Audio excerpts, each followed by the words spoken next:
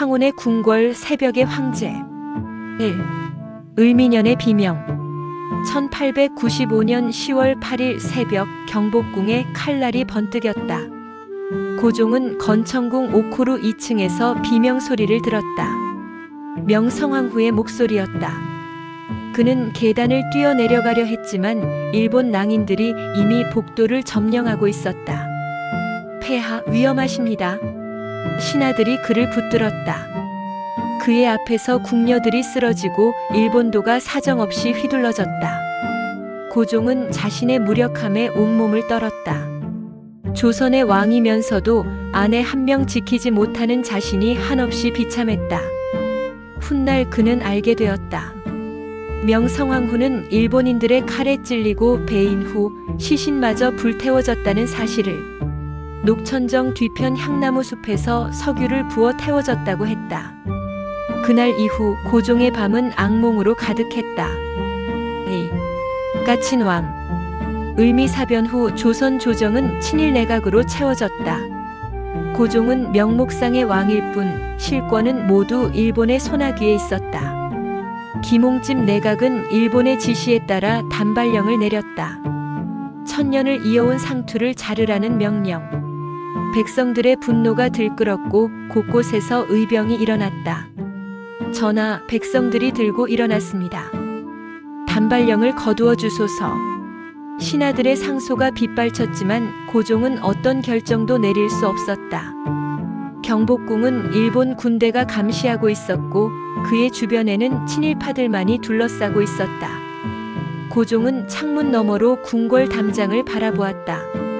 저 담장 너머에는 자유가 있을까? 저곳에는 아직 조선이 살아있을까? 그의 마음속에서 한 가지 생각이 자라나기 시작했다. 이곳을 벗어나야 한다. 3. 은밀한 계획. 1896년 초 고종은 은밀히 충신들과 접촉하기 시작했다. 이범진, 이완용, 윤치호. 그들과의 만남은 모두 깊은 밤 촛불 아래서 이루어졌다. 러시아 공사관으로 거처를 옮기는 것이 어떻겠습니까? 누군가 조심스럽게 제안했다. 고종의 눈빛이 흔들렸다. 러시아 공사관. 외국의 공관으로 피신한다는 것은 곧 조선 왕실의 치욕을 의미했다. 하지만 지금 이 경복궁에 머무는 것은 새장 속의 새와 다를 바 없었다. 준비하라. 고종의 목소리는 낮았지만 단호했다. 4. 여명의 탈출. 1896년 2월 11일 새벽 궁궐에 이상한 긴장감이 맴돌았다. 고종은 왕세자 순종과 함께 평소처럼 조회를 받았다. 그러나 그의 가슴은 거칠게 뛰고 있었다. 오늘 드디어 이 감옥을 벗어나는 날이었다. 새벽 2시 궁녀들의 가마가 경복궁 문을 나섰다. 일본 보초들은 별다른 의심 없이 통과시켰다. 누가 감히 그 가마 안에 조선의 왕이 타고 있으리라 상상이나 했겠는가. 가마 안에서 고종은 숨을 죽였다. 혹시라도 발각될까 왕세자의 손을 꼭 잡았다. 그의 손바닥은 땀으로 젖어 있었다. 러시아 공사관까지는 불과 몇백 미터. 하지만 그 거리가 천리만리처럼 느껴졌다. 폐하 도착하셨습니다. 러시아 공사 베베르의 목소리가 들렸을 때 고종은 비로소 안도의 한숨을 내쉬었다. 오, 아관의 나날. 러시아 공사관에서의 생활은 경복궁만큼이나 좁고 답답했다. 하지만 결정적인 차이가 하나 있었다. 여기서는 그가 다시 왕으로서 결정을 내릴 수 있었다. 고종은 즉시 친일 내각을 해산시켰다. 김홍집과 정병하는 백성들의 분노에 살해당했고 조선의 정국은 다시 뒤집혔다. 이제 어찌하시겠습니까, 전하? 신하들이 물었다. 고종은 러시아 공사관의 좁은 창밖을 바라보았다. 서울거리가 내려다 보였다. 백성들은 여전히 그들의 삶을 살아가고 있었다. 나는 이곳에서 조선을 지킬 수 있을까? 아관 파천은 안전을 가져다 주었지만 동시에 새로운 굴욕이었다. 자국의 왕이 외국 공관에 머물러 있다는 사실. 이것이 과연 독립국의 모습인가? 6. 환궁의 꿈. 1년이 흘렀다.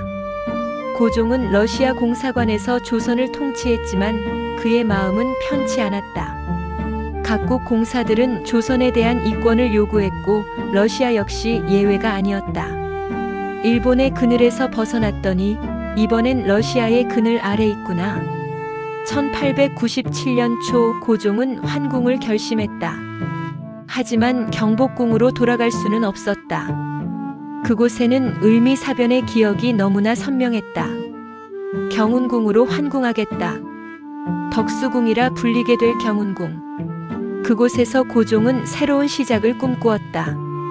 2월 20일 고종은 드디어 러시아 공사관을 나와 경운궁으로 거처를 옮겼다. 1년여 만의 환궁이었다. 7. 황제의 탄생. 경운궁에 자리 잡은 고종은 큰 결심을 했다. 조선은 이제 더 이상 중국의 속국이 아니다. 우리는 독립국이다. 그렇다면 왕이 아닌 황제가 되어야 한다. 청일전쟁 이후 조선은 공식적으로 독립국이 되었다. 하지만 실질적으로는 여전히 강대국들의 각축장이었다. 고종은 명실상부한 독립국으로서의 위상을 확립하고 싶었다. 대한제국을 선포하겠다. 신하들 사이에서 술렁임이 일었다. 황제 즉위는 곧 중국 중심의 전통 질서와의 완전한 결별을 의미했다. 전하 아니 폐하. 이는 천년의 전통을 바꾸는 일입니다. 그렇기에 해야 한다. 조선이 아닌 대한의 황제로서 나는 이 나라를 지킬 것이다. 8. 환구단의 하늘. 1897년 10월 12일 환구단. 하늘의 제사를 지내는 둥근 단 위에서 고종은 하늘을 우러렀다. 오직 황제만이 하늘의 제사를 지낼 수 있었다. 이제 그는 그 황제가 되는 것이었다. 명성이여, 당신이 꿈꾸던 조선의 독립, 내가 이루고 있소. 비록 황제의 자리로서이지만 제단 아래에는 신하들과 백성들이 모여 있었다. 고종은 그들의 얼굴을 하나하나 바라보았다. 희망과 불안이 뒤섞인 표정들. 짐이 하늘에 고하노라. 대한제국은 자주 독립한 나라이며 짐은 대한의 황제로다. 그의 선포가 환구단에 울려 퍼졌다. 그 같은 날 그는 경운궁 즉조당에서 정식으로 황제 즉위식을 거행했다. 국호는 대한제국, 연호는 광무. 빛을 숭상한다는 뜻이었다. 고종은 이제 광무 황제가 되었다. 9. 광무의 빛. 황제가 된 고종은 적극적인 근대화 정책을 펼쳤다. 전차가 서울 거리를 달리기 시작했고 전등불이 밤거리를 밝혔다. 대한제국은 겉으로는 화려하게 변모해갔다. 하지만 고종은 알고 있었다. 이 모든 것이 얼마나 취약한 기반 위에 서 있는지를. 황제의 침전에서 그는 밤마다 지도를 펼쳐놓고 바라보았다. 조선 땅을 둘러싼 열강들의 그림자. 일본, 러시아, 청나라, 영국, 미국. 과연 우리는 살아남을 수 있을까? 그의 중얼거림에 대답하는 이는 없었다. 10. 황혼의 황제. 1897년의 겨울은 유난히 추웠다.